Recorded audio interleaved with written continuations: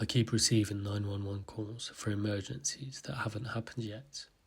This story is by BadandyTheRed. I know that another call is coming today. I don't know when, and I don't know why, but it will. They have been the only constant in the chaotic maelstrom of decisions and consequences that have been the last few weeks of my life. Oddly reassuring, knowing I can look forward to them, yet completely powerless to know exactly when they will occur, or more importantly, what I should do about them. Any doubt is gone.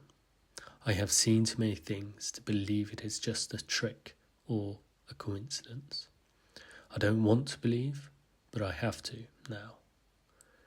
I know I have a responsibility to do something. I just don't know what it is most of the time. I am tired and overwhelmed, but someone has to do something, and that someone is me.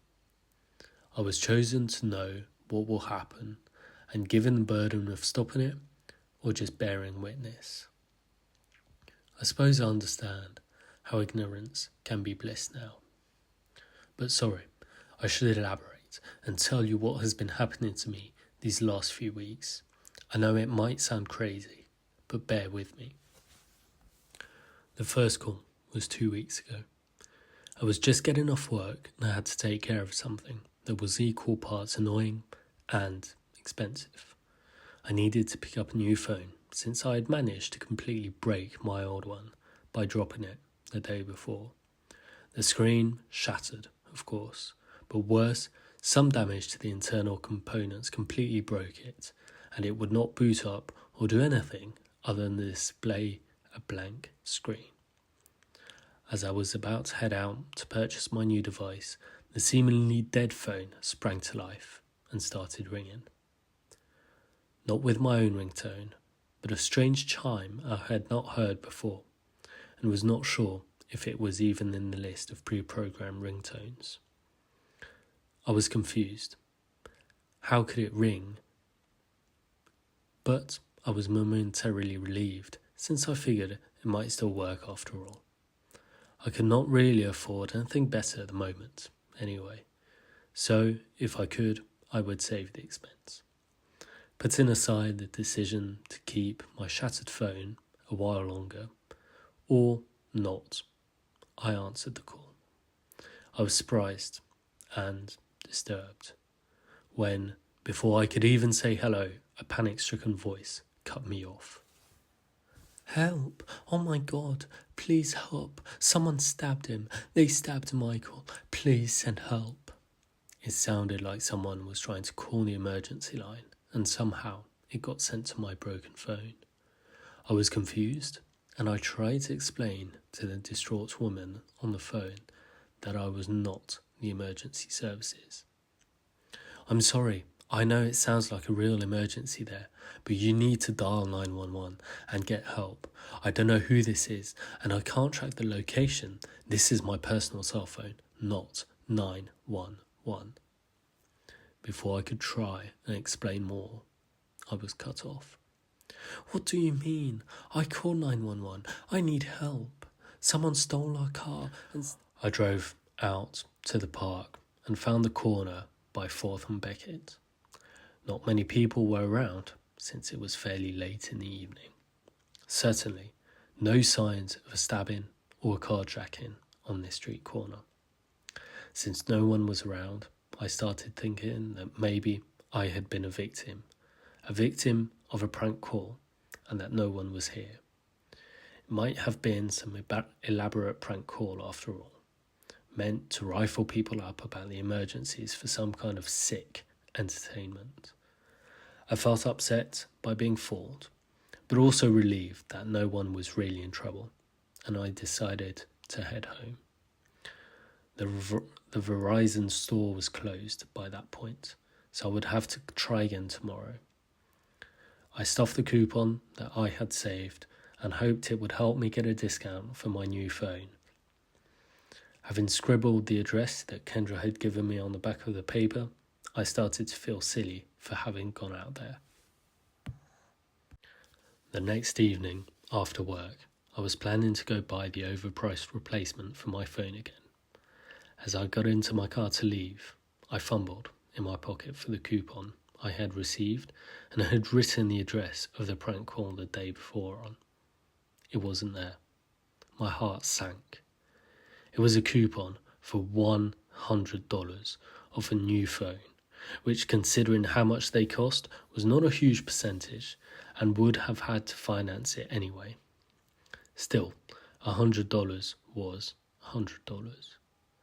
I still had a while before the store closed, so I decided to check back by the park. I thought maybe I may have dropped it there when I had gotten out to look for the so-called crime scene. It was a stupid idea. I knew that. I figured that, unless someone was going to buy a phone, they might not have picked it up, and it could still be there. I drove back to where I had been the previous night. There were more people around this time, a few joggers, some bike riders, and people walking the trail. I parked and got out of my car and started looking near where I had been standing the night before. The whole idea was stupid, but if it could make me save a little bit of money, I would go for it. As expected, after fumbling around for a few minutes, I could not find the paper anywhere, and I started walking back to my car.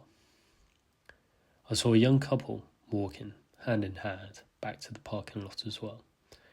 They had arrived back at their car, and the gentleman opened the door for his lady. I thought the gesture was very sweet, which made the next few moments even more horrifying. As he closed the door and started to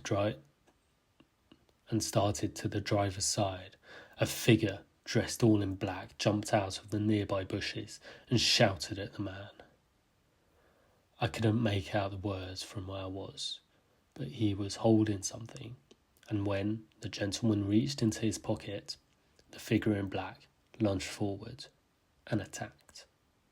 He seemed to stab the gentleman several times, and I heard a scream from the woman who had just emerged from their car.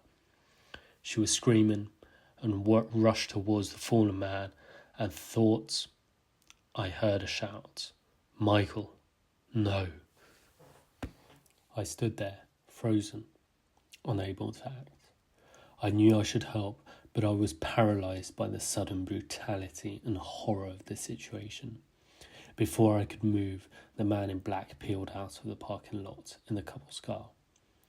They remained where they were. Her screaming continued as she held onto him.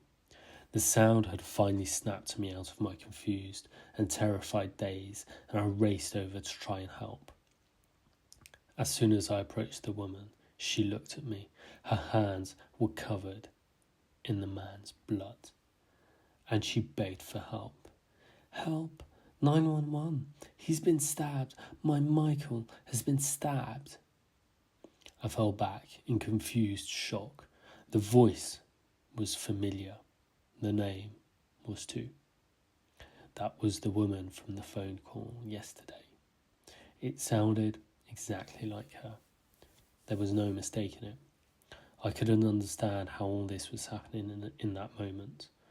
My confused reverie was interrupted by the woman shouting me back to my senses. "Don't just stand there. We need help." I did not know how to respond, but I managed to stutter out a mew. My phone is broken. I'm so sorry. Maybe I can find help." As I backed away, trying to figure out what to do, a jogger walked past and raced over to help. She sat down with them and was assisting in stabilising Michael. She had given her cell phone to the woman, who seemed to be dialing 911. As she finished dialing the number, I felt an old tingling in the air, and suddenly my broken phone vibrated and a notification bell chimed. I sat there dumbly, watching everything unfold in disbelief. After a brief delay, I heard her speak, and I was not prepared though. Perhaps I should have been for what happened next. "Help! Oh God, please help! Someone stabbed him! They stabbed Michael! Please, send help!" I felt an old thrumming from the electrical energy from the phone as she spoke, and I knew what she was going to say next. What do you mean? I did call 911. I needed help. Someone stole our car and stabbed my boyfriend Michael. We need help now. Get a real dispatch or something, please. He's losing so much blood. We need help now. We are near the park. What was it? I unconsciously mouthed the words that would follow, since I had heard them less than 24 hours before. We're on 5th Avenue and Beckett Street, I think. Please, send help. After another brief pause, and then she would say her name, the buzzing and thrumming from the phone stopped, moments after she said her name. It's Kendra Wallace. Hello, is anyone there? Please send someone. He's going to bleed to death. Please. She continued screaming into the phone, then went back to Michael, while the jogger who had come to help attempted to call the emergency services again. It sounded like she had gotten through, as was given the location to someone on the phone. When an ambulance arrived, I left the scene. I couldn't handle the insanity of what I had just experienced. How in the hell did I get a phone call about all the things that had happened that night, the day before? I fell into my car and grabbed the wheel, and I tried to process the insanity of what had just happened. I had no idea how any of this was possible. As I tried to keep from hyperventilating, I heard another notification on my phone. I had received a text message somehow. Despite the messenger app not functioning, I had a message screen displayed with one unread message.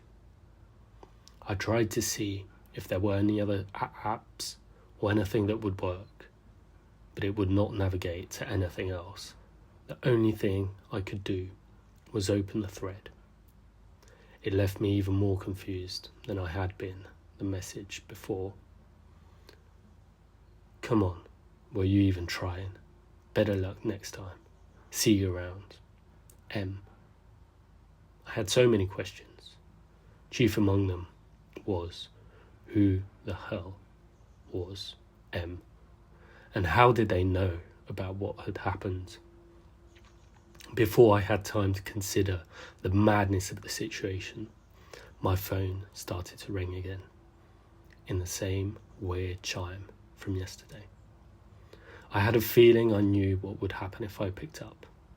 Holding my breath and steeling myself, I answered the call.